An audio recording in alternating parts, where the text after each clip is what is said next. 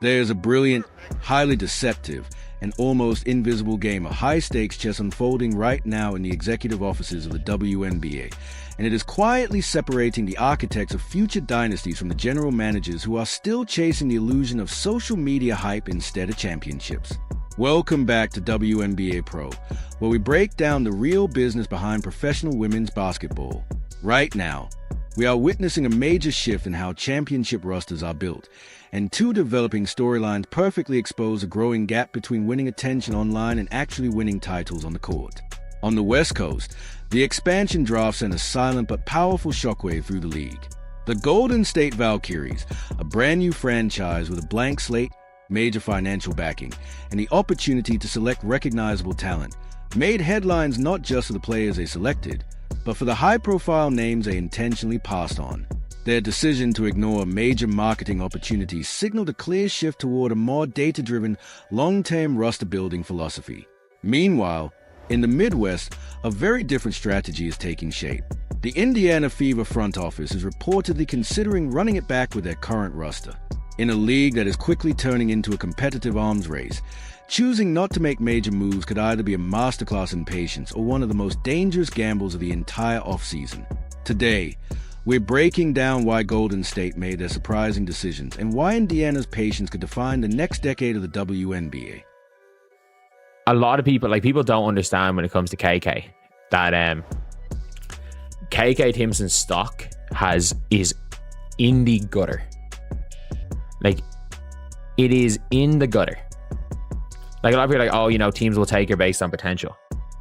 Like, KK Timpson's potential. To truly understand the magnitude of what happened during the expansion draft, we need to examine the massive and often dangerous gap between perceived market value and actual on-court analytical value.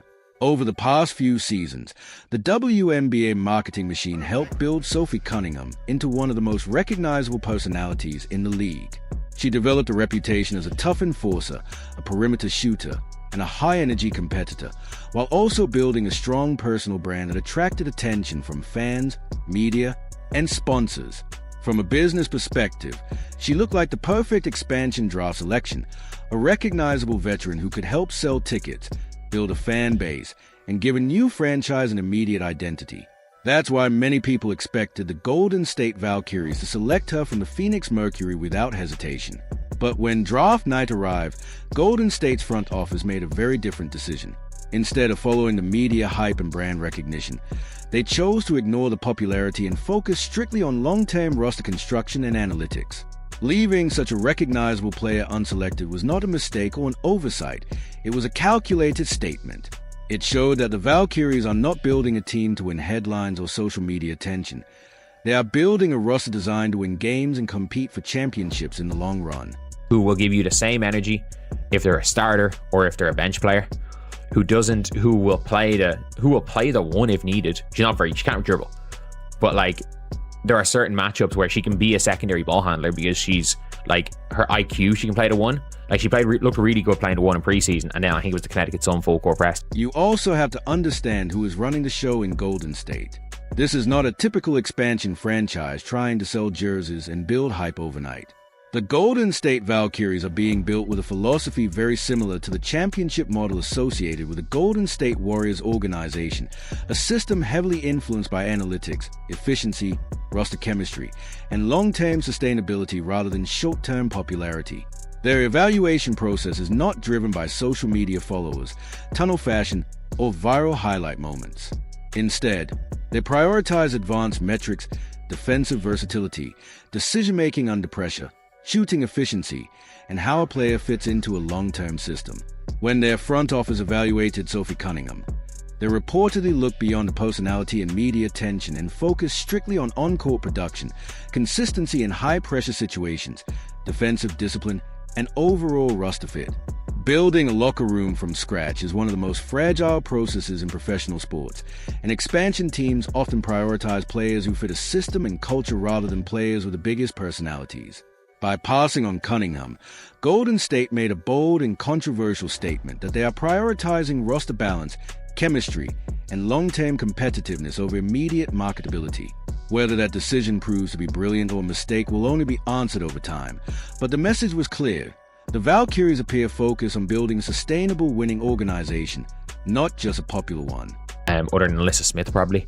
KK Timpson, just, I don't even know how to describe KK on defense. But like, Sophie Cunningham she doesn't switch off. She doesn't switch off at all. She plays hard. She is disciplined, like we saw her. But while the Golden State Valkyries are establishing a disciplined and forward-thinking culture on the West Coast, attention now shifts to a franchise in the Midwest facing a very different strategic decision. The Indiana Fever currently have arguably the most valuable and transformative player in women's basketball, Caitlin Clark. Her impact has gone far beyond wins and losses. She has influenced attendance, television ratings, media coverage, and the overall visibility of the league. When a franchise acquires a generational player with that level of impact, the traditional slow rebuild timeline often changes dramatically. Instead of waiting several years for gradual development, teams usually accelerate roster building in order to compete immediately while their superstars on a rookie contract and performing at an elite level. However, rumors suggest that Indiana may be considering a run-it-back approach with their current core, believing the team improved significantly late in the season, developed strong offensive chemistry, and ended their playoff drought. From a traditional team-building perspective, patience and continuity can be smart. But in a rapidly improving and increasingly competitive WNBA landscape, standing still while other teams aggressively improve their rosters can quickly become a major risk. In modern professional basketball, patience can sometimes be a strength, but in the wrong situation, it can also become a serious competitive disadvantage. You cannot tell me that Sophie Cunningham is that much worse than Bridget Carlton.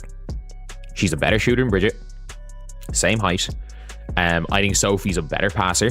I think Sophie moves it at the ball better. Carlton's a better defender. I think they are very close to being an equivalent as players.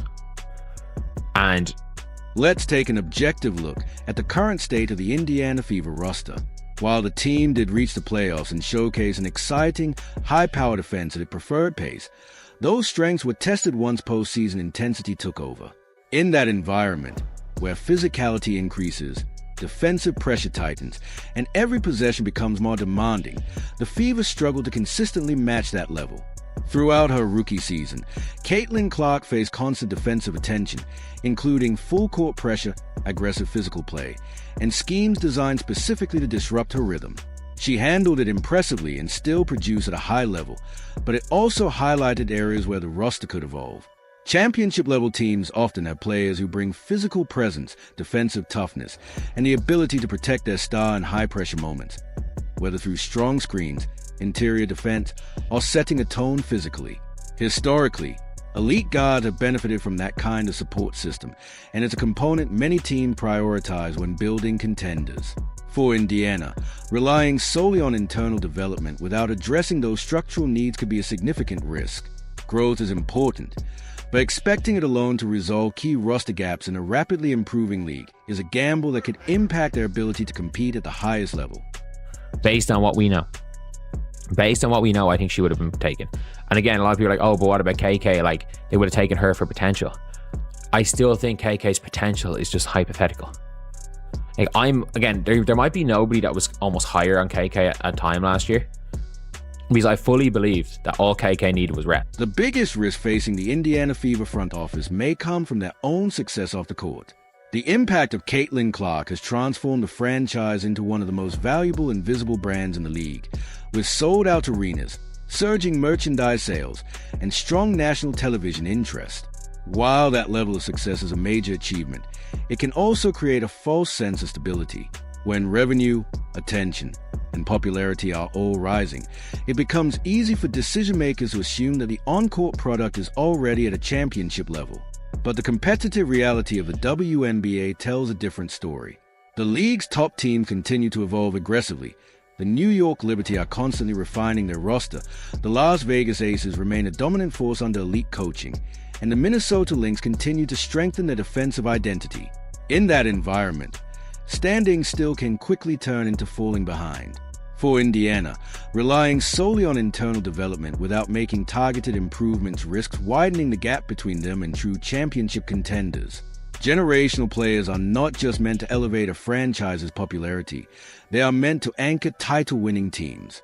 Building that kind of contender typically requires bold, strategic decisions and a willingness to address roster gaps directly rather than assuming growth alone will solve them. Multiple coaches now have deemed KK not worth playing, and it's not a Stephanie White thing. I do think she still gave more impact up to a point last season than Bree Turner, but what Bree Turner did the second half of the season, or the last 10 games, was better than anything KK did. So yeah, that is pretty much it, lads. Let me know what you guys think in the comment section below. Do you guys agree with what I'm saying? Do you guys disagree? Do you guys think Sophie could... As this offseason unfolds, we are watching two very different team-building philosophies play out across the WNBA. The Golden State Valkyries appear focused on a long-term, analytics-driven approach, prioritizing roster fit, discipline, and championship potential over popularity and outside hype, as seen in their decision to pass on Sophie Cunningham. Meanwhile, the Indiana Fever are facing a major organizational decision about whether to aggressively build around Caitlin Clark now or continue developing their current core with patience and continuity. These two strategies represent very different paths to building a contender, and only time will reveal which philosophy proves more successful. Now, the conversation shifts to you, the fans. Do you think Golden State made the right strategic decision, or did they pass on a player who could have helped build the team's identity? And for Indiana, is running it back the smart move for a young team, or should they be making aggressive roster moves right now to maximize their championship window? Share your thoughts, trade ideas, and analysis in the comments. If you enjoyed this breakdown, make sure to like the video, subscribe for more WNBA analysis, and stay tuned because the off-season decisions being made right now could shape the future of the league for years to come.